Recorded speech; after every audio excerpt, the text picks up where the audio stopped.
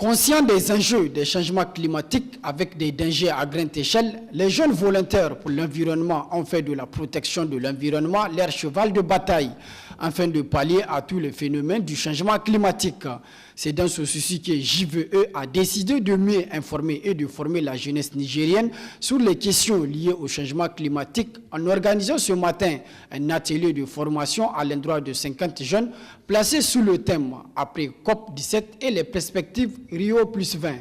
Cet atelier se veut être un cadre d'information, de formation et d'échange, mais aussi un lieu de restitution des conclusions à la conférence des parties sur les changements climatiques. Cet atelier rentre dans le cadre de nos activités, précisément dans le cadre du projet TIEMA que nous appelons Ensemble pour un mouvement environnemental plus fort en Afrique, qui est un projet qui concerne 18 pays en Afrique, dont le Niger, puisque Jeunes Volontaires pour l'Environnement est une structure qui se veut internationale, qui est présente dans plus de 20 pays en Afrique. Donc ce projet rentre dans le volet la participation des jeunes au processus de négociation sur le climat. Donc c'est dans ce sens que nous avons initié cette activité à l'endroit des 50 jeunes de la société civile, surtout les acteurs qui interviennent sur les questions de préservation de l'environnement et de lutte contre les changements climatiques. Pour ces participants à cet atelier, l'importance de cette rencontre n'est pas à démontrer. C'est d'abord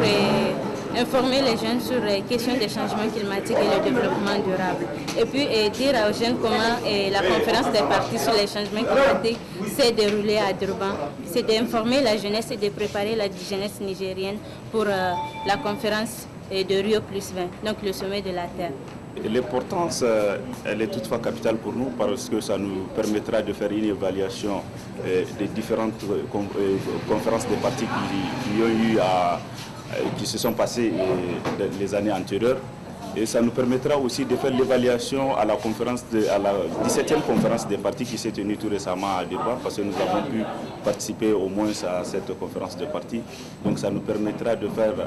une rétrospective par rapport à tout ce qui s'est déroulé là-bas et pour voir quelle est la place qui a été réservée à la jeunesse, quelle est la contribution que la jeunesse a pu amener dans ces différentes négociations sur les changements climatiques et faire une projection par rapport à la rencontre internationale qui